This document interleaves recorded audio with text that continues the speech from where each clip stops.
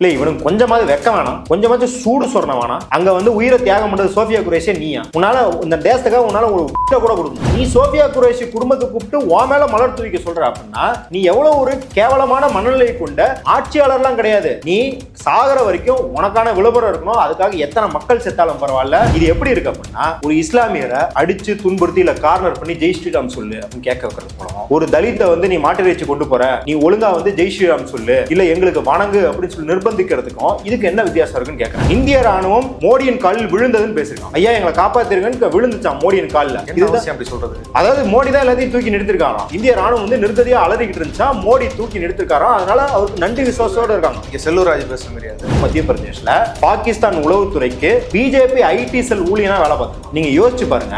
திமுகவோ அதிமுகவோ காங்கிரஸ்லயோ ஒருத்தன் ஐடி செல்ல வேலை பார்த்துட்டு அவனே பாகிஸ்தான் உளவுத்துறைக்கு இன்ஃபர்மேஷன் கொடுத்தான் பிடிபட்டா இந்நேரம் இந்த கட்சியெல்லாம் என்ன கதியாயிருக்கும்? ஊடகங்கள் இந்த கட்சியெல்லாம் எப்படி பிரிச்சு மேஞ்சிருக்கும்? இந்த செய்தியெல்லாம் வெளியே பேசப்படலையே. ட்ரைப்ஸ் நேயர்களுக்கு வணக்கம். இன்றைய நிகழ்ச்சியில் நம்மோடு பேச இஸ்கஃபின் மாவட்ட துணைத் தலைவர் தோழர் மத்தூர் சத்யா அவர்கள் இணைந்துள்ளார். வாருங்கள் அவரோடு பேசுவோம். தோழர் வணக்கம். வணக்கம் தோழர். கர்னல் சோஃபியா குரேஷி, அதாவது சிந்தூர் ஆபரேஷனை மக்கள்கிட்ட விலைக்கு பேசின ராணுவ அதிகாரி, அவங்களோட குடும்பத்தை நேற்று மோடி அவர்கள் குஜராத்தில் ரோட் ஷோ வரும்போது அவங்க குடும்பம் வந்து அங்கே வந்து பங்கேற்கணும், மோடிக்கு வந்து மலர் தூவணும் அப்படின்னு சொல்லி அரசு தரப்புல இருந்து அவங்களுக்கு தகவல் கொடுத்து வரவழைக்கப்பட்டதா செய்தி வருது. இது கண்டனத்துக்குரிய விஷயமா மாறி இருக்கு. சமூக வலைத்தளங்கள்ல மிகவும் விமர்சனத்துக்குள்ளான விஷயமா மாறி இருக்கு. இது அந்த குடும்பத்தை கூப்பிட்டு வந்து மலர் தூவுறதுனால என்ன பிரச்சனை? ஏன் இது விமர்சனத்துக்குள்ளாகுது? முதல்ல இது வந்து ஒரு பெரிய தேர்தல் வக்கரம். அதாவது ஓட்டு பிச்சை, ஓட்டு வெறி. ஏங்க நீங்க அவங்களுக்கு மரியாதை செலுத்துறதாகவே இருக்கட்டும், நீங்க தானே அவங்க வீட்டுக்கு போய் பார்த்து மரியாதை செலுத்தணும். சோஃபியா குரேஷின் தியாகத்தை பாராட்டி அவங்க வந்து முன்னணி இராணுவ வீரராக இருக்கிறாங்க, ஒரு தளபதியாக இருக்கிறாங்க, செய்தி தொடர்பாளராகவும் செயல்பட்டுருக்கிறாங்க. இந்த போர் நடவடிக்கையின் போது ஆப்ரேஷன் சிந்தூரை பண்ணும்போது அவங்கள நீங்கள் போய் வந்து மரியாதை செலுத்தினாலோ இல்லை டெல்லியில் உட்கார வச்சு எல்லா இராணுவ வீரர்களும் மரியாதை செலுத்துகிற மாதிரி ஒரு விழா நடத்தினாலோ அது முறையாக இருக்கும். ஆனால் நீங்கள் என்ன பண்ணுறீங்க அப்படின்னா அவங்க குடும்பத்தார, அவங்கள கூட கிடையாது, அவங்க குடும்பத்தார கலெக்டரை விட்டு நீங்கள் வந்தாகணும் அப்படிங்கிற மாதிரி ஒரு நிர்பந்தத்தை ஏற்படுத்தி அதுவும் நீங்கள் மோடிக்கு மலர்த்தணும். நியாயமா மோடி தானே அவங்களுக்கு மலர்த்தணும். அவங்களோட தேசத்துக்கான தியாகத்துக்காக அவங்களுக்கு மோடி தானே மரியாதை செய்யணும். இது எப்படி இருக்கு அப்படின்னா ஒரு இஸ்லாமியரை அடிச்சு துன்புறுத்தி இல்லை கார்னர் பண்ணி ஜெய் ஸ்ரீராம் சொல்லு அப்படின்னு கேட்க வைக்கிறது போலவும், ஒரு தலித்தை வந்து நீ மாட்டு இறைச்சி கொண்டு போற, நீ ஒழுங்கா வந்து ஜெய் ஸ்ரீராம் சொல்லு, இல்லை எங்களுக்கு வணங்கு அப்படின்னு சொல்லி நிர்பந்திக்கிறதுக்கும் இதுக்கு என்ன வித்தியாசம் இருக்குன்னு கேட்குறேன். அப்போ நீங்க யோசிச்சு பாருங்க, 26 பேர் உயிரிழப்பு ஏற்படுத்துது, எல்லாரும் அதில் வந்து நாடே வந்து மனம் உடைஞ்சு போகுது. நேரம் நீங்க என்ன பண்றீங்க, சவுதியில இருந்து ட்ரிப்பை கேன்சல் பண்ணிட்டு பீகார் எலெக்ஷனுக்கு வரீங்க. பீகார் எலெக்ஷன் கேம்பெயின்ல வந்துட்டு ஆங்கிலத்தில் உரையாடுறீங்க. பீகார் மக்கள் உங்களுக்கு ஆங்கிலத்தில் பேசுறதுக்கு புரிஞ்சுதான் உங்களுக்கு ஓட்டு போடுறாங்களா? அப்ப என்ன பண்றீங்க அப்படின்னா நாடு முழுக்க உங்கள் ஓட்டு பிரச்சாரத்துக்கும் பாகிஸ்தானுக்கு எதிராக மிரட்டல் விடுகிறேன், எனக்கு 56 இன்ச் மார்பு அப்படிங்கிறதுக்கு 26 உயிர்களின் பிணத்தின் மீது அரசியல் செய்வவர் தான் மோடி அப்படிங்கிறத பீகார் எலெக்ஷன் கேம்பெயின்ல நிரூபிச்சிருக்காரு. அதே தான் குஜராத்தில் ப்ரூவ் பண்ணிருக்காரு. ஏன்னா இவருக்கு ராணுவ வீரர்கள் மேலேயோ இல்ல அதற்காக தியாகம் செய்தவர்கள் மேலேயோ எந்த மரியாதையும் கிடையாது. அவர்களும் இவர்கள் தேர்தல் பிரச்சாரத்துக்கு ஒரு செட் ப்ராப்பர்ட்டி அப்படிங்கிறத மோடி ப்ரூவ் பண்ணிக்கிட்டே இருக்காரு. மோடி மட்டும் இல்லாம அவரோட இருக்கிற எல்லாருமே ப்ரூவ் பண்ணிருக்காங்க. இல்ல இவனுக்கு கொஞ்சமாவது வெக்க வேணாம், கொஞ்சமாச்சும் சூடு சொரணம் வேணாம். அங்க வந்து உயிரை தியாகம் பண்றது சோஃபியா குரேஷியா நீயா? உன்னால இந்த தேசத்துக்காக உன்னால ஒரு கூட கொடுக்க முடியல. நீ என்ன பண்ற, நீ சொகுசா இருக்கிறதுக்கு உன் மேல வெயில் பற்றக்கூடாது, நீ இவ்வளவுதான் சாப்பிடணும், நீ வந்து உனக்கு சிவப்பு கம்பளத்தை தான் போடணும், அவ்வளவு ரெடி பண்ணில. இந்த நாட்டுக்காக என்ன தியாகம் செஞ்ச? நீ எதையாவது தியாகம் செஞ்சனா ஒரு பைசா தியாகம் கிடையாது. அந்த விஜய் ஷா ரொம்ப கொச்சையாக பாகிஸ்தான் தீவிரவாதிகள் சகோதரிகள் சொல்லிட்டு என்ன பண்றான், அவங்களை அனுப்பி அவங்களோட பேண்ட உருவன்னு கொச்சையா பேசுறான். அவனை கண்டிக்க வக்கு இல்ல. நீ சோஃபியா குரேஷி குடும்பத்தை கூப்பிட்டு உன் மேல மலர் தூவிக்க சொல்ற அப்படின்னா நீ எவ்வளவு ஒரு கேவலமான மனநிலை கொண்ட ஆட்சியாளர்லாம் கிடையாது. நீ சாகர வரைக்கும் உனக்கான விளம்பரம் இருக்கணும். அதுக்காக எத்தனை மக்கள் செத்தாலும் பரவாயில்ல, ராணுவ வீரர்கள் எவ்வளவு அவமதிக்கப்பட்டாலும் பரவாயில்ல, பெண்களை எவ்வளவு வேணா எவன் வேணாலும் பொதுவெளியில பேசினாலும் பரவாயில்ல, எனக்கு ஓட்டு போடுறதுக்கு, ஷோ கொடுக்கறதுக்கு, விளம்பரத்துக்கு ஃபிளக்ஸ் போர்டில் என் மூஞ்சு, வீடியோல என்னோட வீடியோ, அப்புறம் ரீல்ஸ், எனக்காக பிஜிஎம் போட்டா போதும், நீ வந்து யார வேணாலும் கொண்டு கூட அந்த வீடியோவை பண்ணுப்பா அப்படிங்கிறது தான் இந்த நாட்டின் பிரதமரே அப்படி செயல்பட்டு இருக்காரு. அப்படிங்கிறதான் இந்த நாட்டோட இந்த நூற்றாண்டின் இல்ல சுதந்திர இந்தியாவின் பெரிய கேவலமே அதுதான். இந்த பாகிஸ்தான் வந்து சிந்தூர் ஆபரேஷனுக்கு பதிலாக தாக்குதல் நடத்தல, பூஞ்சா இருக்கட்டும், இன்னும் பல இடங்கள்ல வந்து பார்டர் ஒட்டி இருக்கிற பல இடங்கள்ல உயிரிழந்த மக்களை போய் ஒரு பார்க்கவும் இல்லை. ராகுல் காந்தியை பார்த்துருக்கிறாரு, அதுக்கு பதிலாக இங்க ரோட் ஷோ நடத்திட்டு இருக்காரு. ஏங்க இவர் முதல்ல எங்கெங்க பாதிப்புக்கு ஒன்றும் இல்லைங்க. தமிழ்நாட்டில் வந்து 2015 வெள்ளம் வந்தபோது போட்டோஷாப் பண்ணி ஃப்ளைட்ல இருந்து ஆய்வு பண்ற மாதிரி போட்ட ரொம்ப கேவலமான இந்த மக்களின் வழியை கொஞ்சம் கூட அங்கீகரிக்காத, மரியாதை செலுத்தாத, ஏன் அவங்கள கொச்சப்படுத்துறவங்கிற அறிவு கூட இல்லாத நபர் தான் இந்த நபர். மணிப்பூர் 2 வருஷத்துக்கு மேல பத்திரு எங்க போனாரு? பாகிஸ்தான் தீவிரவாதிகளால கொல்லப்பட்ட 26 பேர், அந்த 26 பேர்ல ஒருத்தர் வீட்டுக்கு அது போனாரா? இல்ல மணிப்பூர் போக முடியாது, புரிஞ்சுக்க முடியுது, அவங்களோட பங்கு இருக்கு, பிரச்சனை இருக்கு, போனா கான்ட்ரவர்சி ஆகும். ஓகே, இங்க போனா இவருக்கு மைலேஜ் தானே, பூஞ்சுக்கோ இந்த இலக்கிய போனா அவருக்கு மைலேஜ் தானே, ஏன் இங்க என்ன பயம் அவருக்கு, என்ன பிரச்சனை, இங்க மக்கள் என்ன கேட்க போறாங்க அவர்கிட்ட? ஏன்னா நீங்க வந்து செட்டப் பண்ணாம ஸ்கிரிப்ட் எழுதாம ஒருத்தர் போய் பார்க்கவே முடியல. ஏங்க சொந்த தாயவே அவர் போய் எப்படிங்க பார்த்தாரு? செட்டப் பண்ணி ஸ்கிரிப்ட் எழுதி அந்த அம்மாவுக்கு வந்து வலுக்கட்டாயமா வாயில வந்து குலோப் ஜாமுன் ஊட்டி அந்த கூத்தெல்லாம் பார்த்தோம்ல. அப்ப பாதிக்கப்பட்டவங்க வீட்டுக்கு போயிட்டு பாதிக்கப்பட்டவங்க பிஜேபி எம்பியை கேட்டாங்களா, என்னங்க பண்ணீங்க என் பாதுகாப்புன்னு கேட்டாங்களா? மோடி ஐயா பார்த்து கேட்டா எவ்வளவு கேவலமா இருக்கும். ஒண்ணுமே இல்ல, கிரிக்கெட் வீரர்களை போய் பாக்குறாரு, அங்க ஸ்ரேயாஸ் ஐயர் வந்து கை கொடுக்கல அப்படிங்கறத எவ்வளவு பெரிய பிரச்சனையாச்சு. ட்விட்டர்ல அவனை போட்டு அடிச்சாங்கன்னு பாக்குறோம்ல. அப்ப அந்த வினய் நர்வாலோட மனைவி, காஷ்மீரி முஸ்லிம்ஸ் தாக்காதீங்க, இதுக்காக முஸ்லிம்களை வந்து தாக்காதீங்க, உங்க ஆட்கள் என்ன வந்து சோசியல் மீடியால இது பண்றாங்க அப்படின்னு பேசிட்டாங்கன்னா என்ன பண்றது? அப்ப எதுக்குமே திராணி இல்லாத தொடரணி தான் இந்த ஆளு அப்படிங்கிறது நம்ம திருப்பியும் வந்து பல முறை, ஏற்கனவே ஒரு 100 முறை நிரூபிச்சாச்சு. திருப்பியும் வெட்ட வெளியா தானே வந்து வாக்குமூலம் கொடுத்துட்டு தான் இது அப்படின்னு நம்ம பார்க்கணும். இவங்க ராணுவ வீரர்களை மதிக்கிறதே கிடையாது, அவங்க மேல எந்த அக்கறையும் கிடையாது, அவங்க மேல ஒரு மரியாதை கிடையாது, இல்ல அவங்கள இவங்க தலைவணங்குறான் அப்படின்னு சொல்றது எல்லாமே பொய் அப்படிங்கிறது சாட்சி தான். போன வாரம் விஜய் ஷா அப்படிங்கிற பாஜகவை சேர்ந்த மத்திய பிரதேசை சேர்ந்த அமைச்சர் சோஃபியா குரேஷியை பாகிஸ்தான் தீவிரவாதிகளின் சகோதரிகள்னு பேசினான். இன்ன வரைக்கும் அவன் மேல ஒரு நடவடிக்கையும் கிடையாது, வழக்கு மட்டும் பதிஞ்சு வச்சிருக்காங்க. ஆனா நம்ம பார்க்காத செய்தி என்னன்னா, அதே மாநிலத்தில் இருக்கிற, அதாவது பாஜக மத்திய பிரதேஷ் ஆளும் பாஜகவின் துணை முதலமைச்சர் இந்திய ராணுவம் மோடியின் காலில் விழுந்ததுன்னு பேசியிருக்கான். ஐயா எங்களை காப்பாத்திருக்கன்னு விழுந்துச்சான் மோடியின் காலில். என்ன பேசியிருக்கான்னா, இந்த இந்திய மக்களும் இந்திய ராணுவம் மோடியின் காலடியில் கிடக்கிறதுன்னு பேசியிருக்கான். அப்படி சொல்றது, அதாவது மோடி தான் எல்லாத்தையும் தூக்கி நிறுத்திருக்காராம். இது வரைக்கும் இந்திய ராணுவம் வந்து நிர்கதியா அலறிக்கிட்டு இருந்துச்சா, மோடி தூக்கி நிறுத்திருக்காராம். அதனால அவருக்கு நன்றி இருக்காங்க. இங்க செல்லூர் ராஜு பேசுற முடியாது, செல்லூர் ராஜு பேசுற மாதிரி பேசியிருக்காரு. அதுக்கப்புறம் மன்னிப்பு கேட்டார். இவங்க தான் சவர்கர் பரம்பியாச்சு, டெய்லியும் பேசுவாங்க, அசிங்கமா பேசுவாங்க, வக்கரமா பேசுவாங்க, அடுத்த நாளே மன்னிப்பு கேட்டுருவாங்க. இதே போல பாஜகவோட இன்னொரு எம்பி என்ன பேசியிருக்கான்? அக்னிவீர் திட்டத்துல பயிற்சி எடுத்தா 26 பேர் செத்து போயிருப்பானு பேசியிருக்கான். எப்படி பாதிக்கப்பட்டவங்களே நீ குறை சொல்லும் விதமாக அவங்க ட்ரைனிங் எடுக்கல, அரசாங்கம் பாதுகாப்பு தராது, அரசாங்கம் சிஆர்பிஎஃப் போஸ்ட் நீக்கிறோம், அரசாங்கத்தோட இன்டெலிஜென்ஸ் வேலையே பார்க்காம 2000 பேர் கூடி இருக்கிற இடத்துல தீவிரவாதிகள் வந்து தாக்குதல் நடத்துற வரைக்கும் ஐஸ் குச்சி சாப்பிட்டுக்கிட்டு இருக்கோம், இதெல்லாம் விட்டுருவாங்க. ஆனா என்ன, இறந்தவர்கள் வந்து அக்னிவீர் ட்ரைனிங் எடுத்துக்கணும். இன்னைக்கு கைம்பெண் ஆனவங்க எல்லாம் இந்த மாதிரி பயிற்சி எடுத்திருந்தா இன்னைக்கு கைம்பெண்ணா இருந்திருப்பாங்களான்னு பேசியிருக்கான். அதுக்கப்புறம் கண்டனம் தெரிவிச்சோடனே மன்னிப்பு கேட்டிருக்கான் பாஜக எம்பி. அப்ப யோசிச்சு பாருங்க, இவங்க இந்திய ராணுவத்தை இல்ல இந்திய ராணுவத்துல இருந்துட்டு, ஏன்னா அந்த வினய் நார்வால் அப்படின்னு சொல்றவர் வந்து கப்பற்படை வீரர், இவங்க மேலாம் மரியாதை அப்படிங்கிறது துளியும் கிடையாது. இன்னைக்கு ஒருத்தன் கர்நாடகால பேசியிருக்கான், ஒரு ஐஏஎஸ் ஆபீசர் ரவிக்குமார் வந்து ஒரு இஸ்லாமிய பெண் ஐஏஎஸ் ஆபீசரா, அவங்க ஐஏஎஸ் ஆபீசரா இல்ல பாகிஸ்தானால் அனுப்பப்பட்டவங்களான்னு பேசியிருக்கான். ஐஏஎஸ் அசோசியேஷன் ஃபுல்லா சேர்ந்து சிவகுமார் அவங்கள்ட்ட தொடர்ந்து கம்ப்ளைண்ட் கொடுத்துட்டே இருக்காங்க. அவங்க பிரஸ் ஸ்டேட்மெண்ட் விட்டாங்க, இந்த ஆள் எம்எல்சி, அதாவது அங்க வந்து மேல் சபையில இருக்கிற உறுப்பினர், சட்டமன்ற உறுப்பினரை நீக்கணும், அவர் வந்து மன்னிப்பு கேட்கணும் அப்படின்னு பேசிக்கிட்டு இருக்காங்க. அப்ப பாருங்க, முழுக்க ராணுவத்துக்கு எதிராகவும் ராணுவ வீரர்களுக்கு எதிராகவும் இங்க இருக்கிற ஐஏஎஸ் ஐபிஎஸ்களுக்கு எதிராகவும் அவர்களை பாகிஸ்தான் தீவிரவாதிகளாகவும் பாகிஸ்தானில் தொடர்பு உள்ளவர்களாகவும் அவர்கள் மதத்தின் காரணமாகவே இந்த நாட்டுக்கு எதிரானவர்கள் அவர்கள் இந்த நாட்டின் குடிமக்கள் இல்லை அப்படின்னு பேசுறது பாஜக காரணம் தான். அவ்வளவு ஏங்க இவனுங்களை பத்தி கேள்வி கேட்டாலே இந்தியாவை கேவலப்படுத்துவது, அதனால நம்ம தேசபக்தர்கள் இல்ல தேச விரோதிகள் சித்தரிக்கிறாங்களா. த்ருவ் சக்சேனா அப்படின்ற ஒருத்தரை கூகுள் பிடிப்பாங்க. அந்த ஆள் யார் அப்படின்னா 2017 இங்க ஆன்டி டெரரிஸ்ட் ஸ்குவாடால பாகிஸ்தான் உளவுத்துறைக்கு இன்ஃபர்மேஷன் ஷேர் பண்ணா, பாகிஸ்தான் உளவுத்துறையோட சேர்ந்துக்கிட்டு இங்க வேவு பார்க்கறான் அப்படின்னு கைது செய்யப்பட்டவன். அந்த த்ருவ் சக்சேனா யார் அப்படின்னா மத்திய பிரதேஷ், இப்ப நம்ம பேசிட்டு இருக்க விஜய் ஷாவாகட்டும் துணை முதல்வராகட்டும், அதே மத்திய பிரதேஷ்ல பாகிஸ்தான் உளவுத்துறைக்கு பிஜேபி ஐடி செல் ஊழியனா வேலை பார்த்திருக்கான். நீங்க யோசிச்சு பாருங்க, திமுகவோ அதிமுகவோ காங்கிரஸ்லயோ ஒருத்தன் ஐடி செல்ல வேலை பார்த்துக்கிட்டு அவனே பாகிஸ்தான் உளவுத்துறைக்கு இன்ஃபர்மேஷன் கொடுத்தான்னு பிடிபட்டா இந்நேரம் இந்த கட்சியெல்லாம் என்ன கதியாயிருக்கும்? ஊடகங்கள் இந்த கட்சியெல்லாம் எப்படி பிரிச்சு மேஞ்சிருக்கும்? மக்கள் மத்தியில எப்படி அம்பலப்பட்டு இந்த செய்தியெல்லாம் வெளியே பேச முடியலையே. ஏன்னா செய்தி விடுறவங்க யாரா இருக்காங்கன்றது ஒண்ணும் இல்ல. இன்ன வரைக்கும் சுதந்திர பெற்று இந்தியா 78 வருஷம் ஆச்சு. ஊழல்வாதிகள் அப்படின்னா இவங்க யாரை காட்டுவாங்க? மாயாவதியை காட்டுவாங்க, லல்லு பிரசாத் யாதவ் காட்டுவாங்க, கலைஞர் கருணாநிதியை காட்டுவாங்க, இது போல எல்லாத்தையும் காட்டுறாங்கல்ல. இந்த தேசத்திலேயே ராணுவ வீரர்கள் விஷயத்துல ஜவான் படம் எல்லாரும் பார்த்திருப்போம், சுட போவாங்க, பார்த்தா கன் லாக் ஆயிரும், அதனாலேயே ராணுவ வீரர்கள் செத்து போவாங்க. அது போல ராணுவ வீரர்கள் பயன்படுத்தும் பைனாகுலர்ல ஒருத்தன் ஊழல் பண்ணி ஜெயிலுக்கு போன ஒரே கட்சி தலைவர், வேற எந்த கட்சி தலைவர்னா கட்சியில ஒரு முன்னணியா தலைவர் இருக்காருல்ல, கட்சியோட தலைவர், பார்ட்டி பிரசிடென்ட் ஜெயிலுக்கு போனது பிஜேபியின் பார்ட்டி பிரசிடென்ட் பங்காரு லட்சுமணன். நீங்க யோசிச்சு பாருங்க, மல்லிகார்ஜுன கார்கே ஒரு டிஃபென்ஸ் ஊழல் பண்ணி ராணுவ வீரர்களுக்கு சப்ளை பண்ண வேண்டிய பைனாகுலர்லயோ துப்பாக்கிலோ ஊழல் பண்ணியிருக்காரு.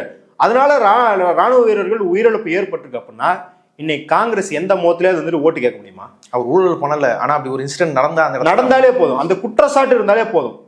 ஒரு குற்றச்சாட்டை வச்சுக்கிட்டு இங்க வந்து 2G வழக்குன்னு போட்டு ஆட்சியை கவிழ்த்தீங்க, மாநிலத்திலையும் கவிழ்த்தீங்க, மத்தியிலையும் கவிழ்த்தீங்க அப்படின்ற செய்தியை பாக்குறோம்ல.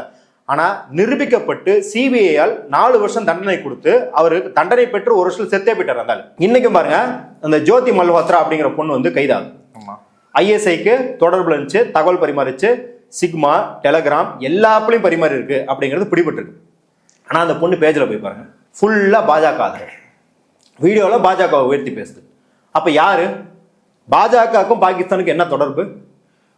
நீங்க இஸ்லாமியர்கள் தேச விரோதிகளா சித்தரிக்கிறான், இஸ்லாமியர் பாகிஸ்தானுக்கு தகவல் கொடுக்குறாங்க, இல்ல பாகிஸ்தான்ல இருந்து வர தீவிரவாதிகளுக்கு அடைக்கலம் கொடுக்குறாங்கன்னு பேசுறான்ல. இப்ப எடுத்துக்கோங்க, ஜோதி மல்ஹோத்ரா 2024 முன்னாடி, அதுல இருந்து ஒரு 4 வருஷம் எடுத்துக்கோங்க. இதுல 10 பேர், கடைசியா 10 பேர் ஐஎஸ்ஐக்கு தகவல் கொடுக்குறாங்க, கைதானவங்க 8 பேர் இஸ்லாமியர் அல்லாதவர். அந்த 8 பேர்ல எல்லாருமே குஜராத் அல்லது மகாராஷ்டிராவை சேர்ந்தவங்க. குஜராத் மகாராஷ்டிரால யார் ஆட்சி பண்றா? பாஜக. இதே தமிழ்நாட்டுல இந்நேரத்துக்கு 8 பேர் ஐஎஸ்ஐக்கு தகவல் கொடுத்துருக்காங்கன்னா ஆட்சியை கலைச்சிருப்பியா மாட்டியாங்க? இங்க தீவிரவாதம் பெருகிடுச்சுன்னா ஆட்சியை கலைச்சிருப்பியா மாட்டியா? இப்பவே பேசுறாங்க இல்லையா? ஒன்றும் இல்லை, இப்போ இவ்வளோ பண்ணிட்டு பாஜக இவ்வளோ தேச விரோத செயலில் ஈடுபட்டுட்டு தமிழ்நாடு ஹிந்திக்கு எதிராக இருப்பதனால இந்திய ஒற்றுமைக்கு எதிராக இருக்குது, பஞ்சாப் காலிஸ்தானிகள், மணிப்பூர்காரங்க மியான்மர்ல இருந்து ஊடுருவிய தீவிரவாதிகள், வெஸ்ட் பெங்கால்காரங்க பங்களாதேசி தீவிரவாதிகள், காஷ்மீரிகள் பாகிஸ்தானிகள், இப்படி எல்லாத்துக்கும் டேக்லைன் கொடுத்து எல்லாத்தையும் தேச விரோதமா சித்தரிக்கிற இவனுங்க கேரளா ஃபுல்லா ஐசிஸ் தான் ஆண்டுகிட்டு இருக்குன்னு பொய் பிரச்சாரம் பண்ற இவனுங்க தான் ஐஎஸ்ஐக்கு ஃபுல் தகவலை கொடுத்துட்டு இருக்காங்க. இவனுங்க தான் முழுக்க தேச விரோதிகளா இருக்கிறாங்க. அதை மறைப்பதற்காக இங்க இருக்கிற ஐஏஎஸ் அதிகாரிகளை, ராணுவ வீரர்களை, பாகிஸ்தானின் சகோதரிகள், பாகிஸ்தான் அனுப்பப்பட்டவங்க, பாகிஸ்தானுக்கு விசுவாசமா இருக்கவனுங்க ஓப்பனா பேசுறானுங்க. அதுக்கான எந்த தண்டனையும் கிடையாது. மீடியா இதை அம்பலப்படுத்த விடுவது இல்லை. இப்போ இந்த இஸ்லாமிக்கு எதிராக இவங்க விருப்பா பேசுறதா இருக்கட்டும், பாஜக காரங்களாம், குறிப்பா இவர் அந்த ரவிக்குமார் பேசுறது எடுத்தா கூட அதுக்கு டிகே சிவகுமார் வந்து பேட்டி கொடுத்துருக்காரு. அந்த பேட்டியெல்லாம் வந்து ஏஎன்ஐல வந்துருக்குது. இப்போ ஏஎன்ஐ குறிப்பிட்றேன்னா அது ஒரு சர்ச்சையில மாட்டிருக்கு, அதுக்கு எதாவது விமர்சனங்கள் நடப்புறது கிளம்புறது. அதை நிரூபிக்கிற வகையில ஏனுடைய ரிப்போர்ட்டிங்கும் இருக்கு, டிகே சிவகுமாரோட பேச்சு இருக்குது, அவரோட கருத்து இருக்கே தவிர ரவிக்குமார் என்ன பேசினாப்புல அவங்க ஐஏஎஸ் பத்தி இஸ்லாமியரை பத்தி என்ன பேசுறாங்கன்றது இல்லை. இது எப்படி எடுத்துக்கிறது? ஏஎன்ஐ தொடர்ந்து அரசாங்கத்தின் ஒரு அங்கமாக வேலை பார்க்குது. அரசாங்கத்தின் அங்கமாக வேலை பார்க்குதுன்னா ஒரு டிபார்ட்மெண்ட் மாதிரி வேலை பார்க்காம அரசாங்க பக்க நியாயம் அப்படின்னு சொல்ற வெறுப்பு அரசியலை முழுக்க செய்யறது ஏஎன்ஐ தான். ஒண்ணுமே கிடையாது. மணிப்பூர்ல அந்த வீடியோ ரிலீஸ் ஆச்சு. அந்த 2 பெண்களை நிர்வாணப்படுத்தி உலகம் பார்க்கும் அளவுக்கு அவங்கள கூட்டு பாலியல் வன்புணர்வு செஞ்சதை உலகமே பார்த்து தலை குனிஞ்சுது. சந்திரசூது யாரு? ராமரின் நாமத்தில் தீர்ப்பு கொடுத்த சந்திரசூதுக்கே உணர்வு வர அளவுக்கு ஒரு கோரமான நிகழ்வு. அந்த நிகழ்வு வந்தப்ப 4 பேர் அதில் தொடர்புடையவங்களை தேடுறோம் அப்படின்னு மணிப்பூர் போலீஸ் ஒரு தகவலை கொடுத்துச்சு. அந்த 4 பேர் யாருன்னு தேசம் முழுக்க கேக்குது. அதே அன்னைக்கு செய்தியில மணிப்பூர் போலீஸ் என்ன சொல்லுது? அப்துல் ரஹீம்னு வேற ஒரு கேஸ்க்கு வேற ஒருத்தர் அரெஸ்ட் பண்ணிருக்காங்க.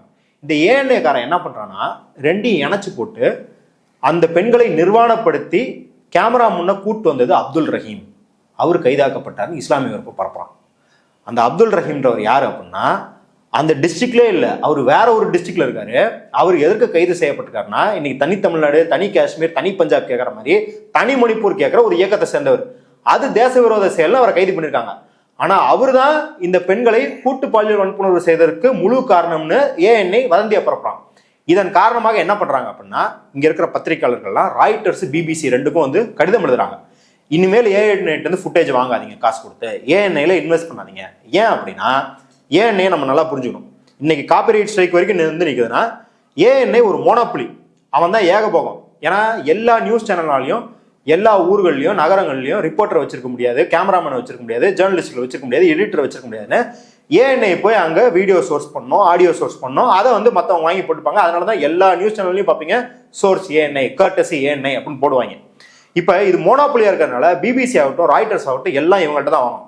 இப்போ இதை வச்சுக்கிட்டு இவன் என்ன பண்றான் அப்படின்னா, இந்த காப்பிரைட் ஸ்ட்ரைக் விவகாரம் பார்த்தீங்கன்னா ரொம்ப கேவலமானது. உங்களுக்கு தெரியும், ஃபேர் யூஸ் அக்ரிமெண்ட் இருக்குது. அதன்படி 9 செகண்ட் வரைக்கும் நீங்க யூஸ் பண்ணலாம் அப்படிங்கிறது.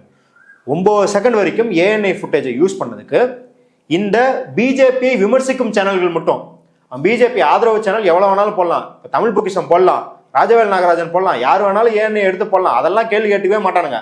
ஆனா பிஜேபி விமர்சிக்கும் யாரு, இந்த மொஹாந்தி அப்படின்ற ஆளு, இந்த மொஹாக் அப்படின்ற சேனல் வச்சிருக்க பையன், சித்தார்த்னு ஒரு பையன், ரஜத் பவார்னு ஒரு பையன், அவங்கள ஒரு கட்சியோட பைண்டிங்ல இல்ல, இண்டிபெண்டன்ட். இதுதான் ரொம்ப முக்கியம். கட்சியோட பைண்டிங்னா கட்சி வந்து சண்டை போடும் தெரியும். இப்போ என்ன பண்றானுங்கன்னா, ஏன் என்ன சொல்லுது, நாங்க தான்ப்பா வீடியோ சப்ளை பண்றோம், என் தொழிலே அவன் கை வைக்கிற மாதிரி என் வீடியோவை பயன்படுத்துறான் அப்படின்னு. சரிங்க, உங்க தரப்பு நியாயம், அவன் திருடிட்டான்னு வச்சுப்பான், வீடியோ திருடிட்டான்னு வச்சுப்போம், அவன் பக்கம் நியாயமே இல்லைன்னு நம்ம வச்சுப்போம்.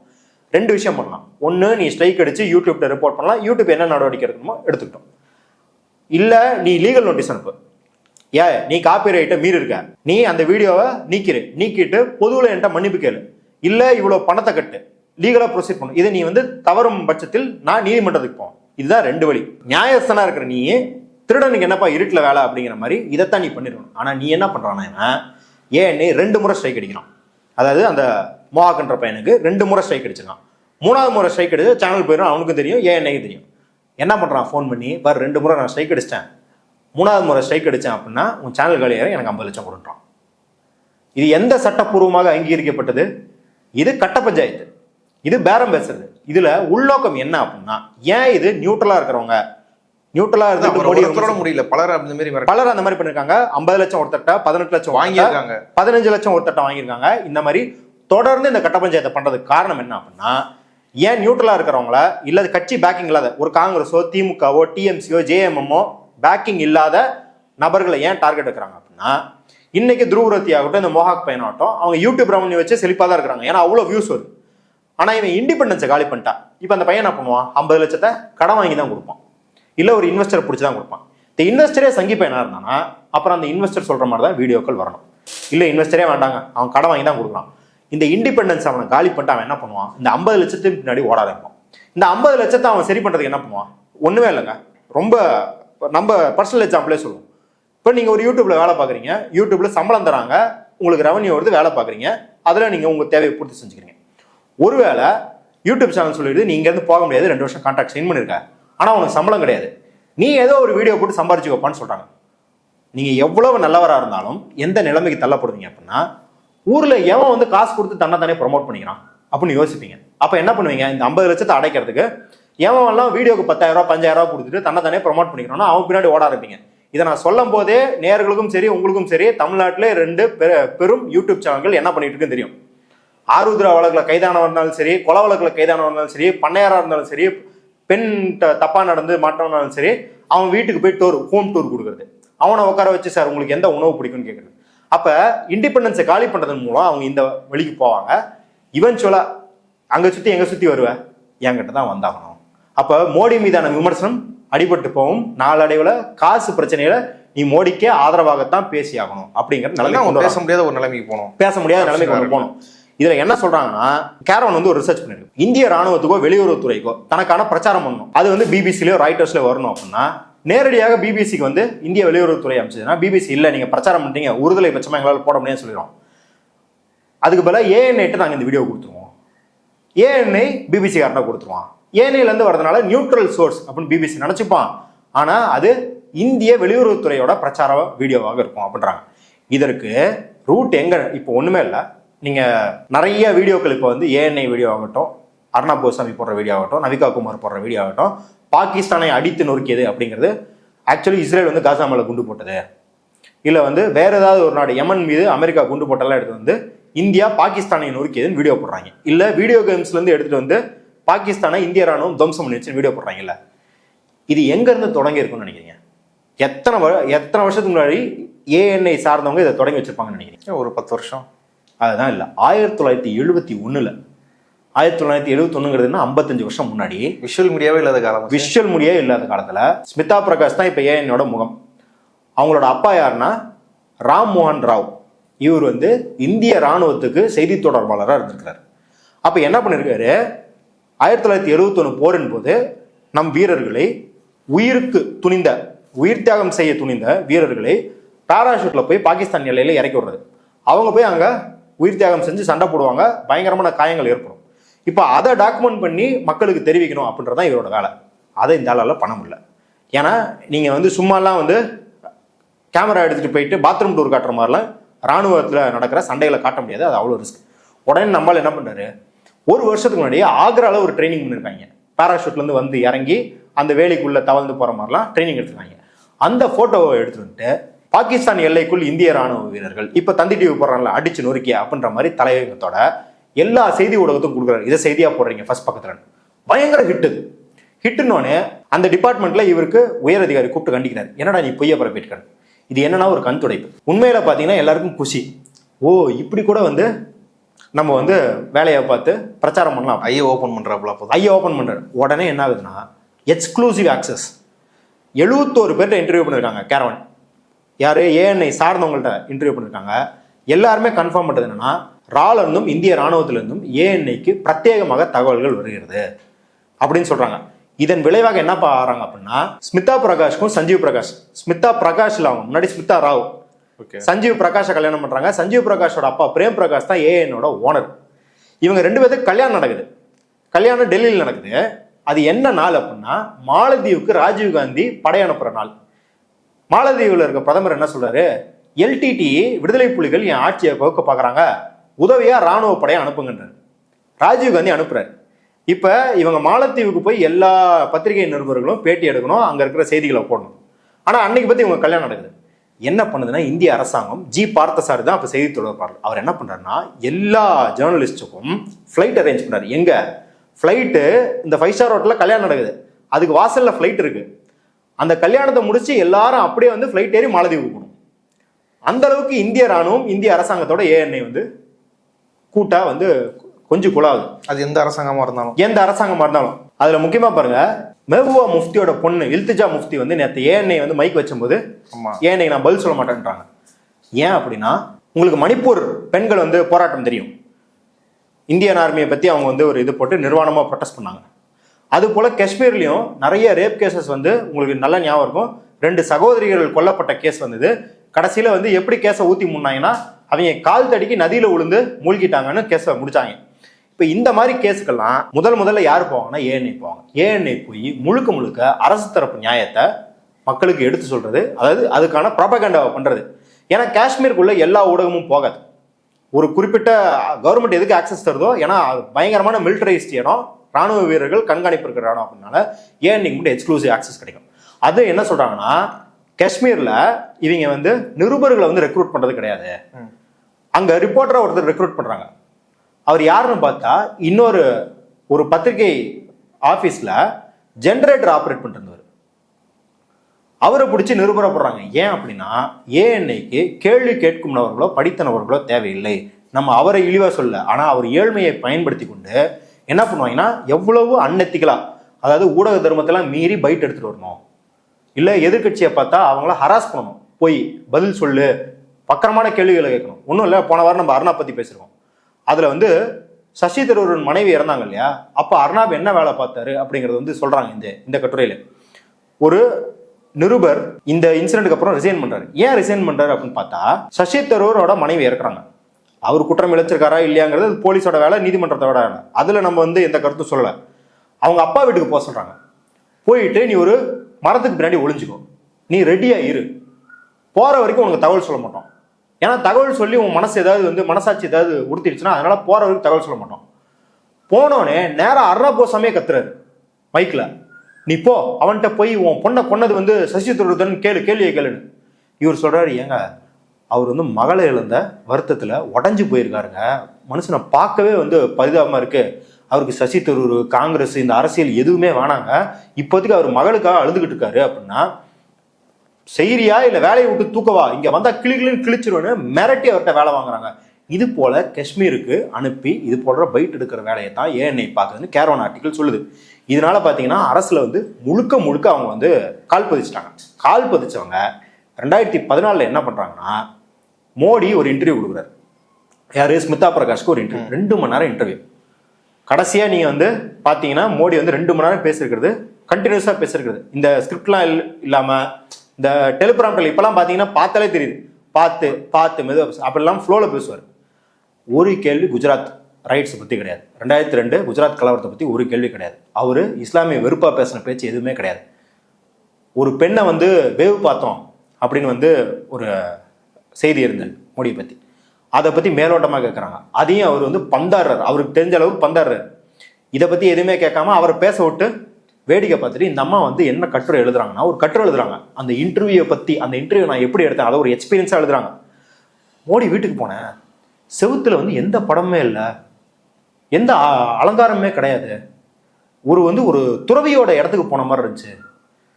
7 ரேஸ் கோர்ஸ், அதாவது டெல்லியில் இருக்கிற பிரதமர் இல்லத்தை இந்த ஆள் மட்டும் பிரதமர் ஆனார் அப்படின்னா அது வந்து ஒரு துறவியோட மானஸ்ட்ரி மாதிரி இருக்கும். அந்த அளவுக்கு தான் ஒரு ஒழுக்கமான நபர்னால தான் இந்த நாடு ஆளப்படணுன்றது அன்னைக்கு எனக்கு தெரிஞ்சிருச்சு. அப்புறம் இன்னும் மேலும் மேலும் சொல்றாங்க, நான் வந்து சீப்பான பாலிடிக்ஸ்க்காக குஜராத் கலவரத்தை பற்றிலாம் கேள்வி கேட்கல, இஸ்லாமிய வெறுப்பை பற்றிலாம் கேள்வி கேட்கல, அவர்கிட்ட நேர்மையான நாட்டின் வளர்ச்சிக்கான கேள்வி என்ன, பேசிக்கலி அவர் பிரச்சாரத்துக்கான பாயிண்ட்லாம் கேட்குறாங்க. இதனால தான் மோடி அதற்கு பிறகு 3 முறை உங்களுக்கு இன்டர்வியூ கொடுக்குறாரு. மோடி எந்த ஒரு சேனலுக்காவது 3 முறை இன்டர்வியூ கொடுத்து பார்த்துருக்கீங்களா? இப்போ கிடையாது, 10 வருஷம் இன்டர்வியூ கொடுக்கலன்றது வேற. அதற்கு முன்னாடியே கூட 3 முறை ஒரே சேனலுக்குலாம் அவரே இன்டர்வியூ உட்காந்து 1 மணி நேரம் கொடுத்ததில்ல. 2017 அவர் கொடுக்குறாரு. கொடுக்கும்போது ரஃபேல் ஊழல் பற்றி அவர் என்ன சொல்லணும்னு நினைக்கிறாரோ சும்மா கேள்வி கேட்டு வருது. எதிர்கட்சி இப்படி சொல்றாங்களே அப்படின்னு அவர் நான் தேசத்துக்காக பாடுபடுறேன், மேக் இன் இந்தியாவுக்கு பாடுபடுறேன். இன்னைக்கு சொல்லியிருக்காரு, ஆபரேஷன் சிந்தூர் நீங்க வந்து ஆதரிக்கும் அப்படின்னா எல்லாரும் இந்தியாவில் தயாரிக்கப்பட்ட பொருளே வாங்கணும், வெளிநாட்டில் தயாரிக்கப்பட்ட பொருள்.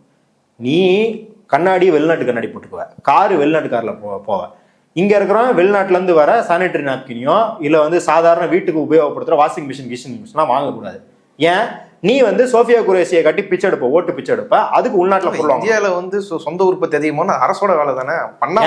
மேக் இன் இந்தியா இருக்குல்ல லோகோ, அது வந்து வீடன் அண்ட் கெனடின்னு ஒரு ஃபாரின் கம்பெனியில் உருவாக்குனது. போன வாரம் ஒருத்தர் ஒர்க் ஷாப்பில் போய் போட்டிருக்காரு, மேக் இன் இந்தியான்னு வித்துக்கிட்டு இருக்கான், ஆனால் அது சைனாலேருந்து பொருளை வாங்கி அசம்பிள் பண்ணுறதுன்னு போட்டிருக்காரு. சரி, அதை விடுவோம். இந்த மேக் இன் இந்தியாவுக்கு, அதாவது ரஃபேல் ஊழலை காரணமாக வச்சு தான் மேக் இன் இந்தியாவுக்கு ப்ரமோஷன் பண்ணுற மாதிரி 1.5 மணி நேரம் 2 மணி நேரம் பேசுறாரு மோடி ஐயா. வேற எந்த குறுக்கு கேள்வியும் கிடையாது. இதை ராகுல் காந்தி பிரஸ் மீட்ல அம்பலப்படுத்துறாரு. அம்பலப்படுத்திட்டு என்ன சொல்றாருன்னா, மோடி ஐயா நீங்க சூப்பரா இன்டர்வியூலாம் தந்துக்கோங்க, ஆனா பாராளுமன்றத்தில் வந்து என் கேள்விக்கு பதில் சொல்லுங்க, செட்டப் பண்ணி வச்சு 1.5 மணி நேரம் இன்டர்வியூ கேட்காதீங்கன்னு இந்த அம்மா வந்து கொதிச்சு போய் ராகுல் காந்திக்கு எதிராக அவ்வளவு பொய் பிரச்சாரம் வக்கரமாக ராகுல் காந்தி திட்டுது. திட்டினது மட்டும் இல்லாம டசால்ட் நிறுவனத்தோட டிராப்பியன் சொல்லிட்டு சிஇஓ அவரை கூப்பிட்டு ராகுல் காந்தி கேள்விகளுக்கெல்லாம் பதில் அளிக்கும் விதம் எப்படி 2 மணி நேரம் மோடி ஐயா நிகழ்ச்சியில ஒரு 15 கேள்வி சும்மா போட்டு வர்றது. ஆனா டிராப்பியரை கூப்பிட்டு 46 நிமிஷத்துல 45 கேள்விகள். அவரை லாக் பண்ற மாதிரி கிடையாது. இது கரெக்ட் தானே, இது கரெக்ட் தானே, பதில் சொல்லு, ஓகே சொல்லு, ஆமா சொல்லு, மோடி ஊழல் பண்ணணும்னு சொல்லு, அனில் அம்பானி எப்படி கூட்டம் தான், அப்படிலாம் இல்லைங்க, நாங்க தான் பார்த்து சூஸ் பண்ணோம் அப்படின்னு ஃபுல் அண்ட் ஃபுல் மோடியின் தரப்பை பிரபலப்படுத்துறதுக்கு இந்த அம்மா பண்றாங்க.